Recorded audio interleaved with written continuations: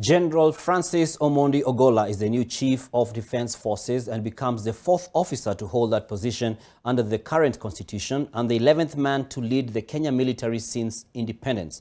General Ogolla,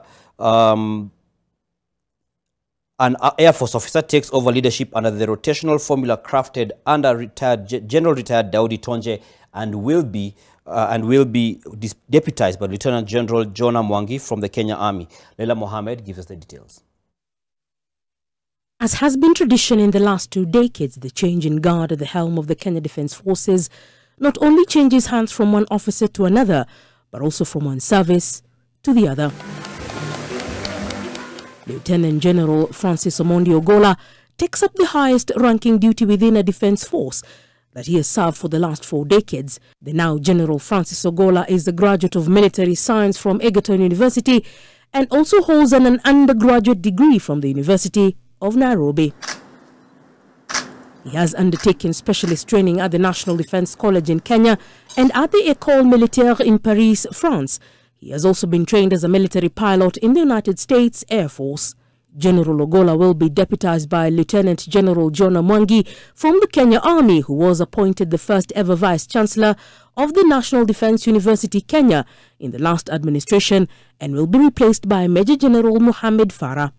Brigadier Stephen Mutuku has been promoted to Major General, taking over duties as Assistant Chief of Defence Forces in charge of logistics and taking over from Major General Alfaxed Kiyugu, who heads into the eastern part of the DRC as the new force commander of ECRAF. To see how best the East African Regional Force. The new commander of the EAC military force in DRC takes over duties from Major General Jeff Mungai Nyaga, who has been appointed the General Officer Western Command in a move that comes amid allegations of his desire to leave the ECRAF mission due to what he has termed as personal and security concerns.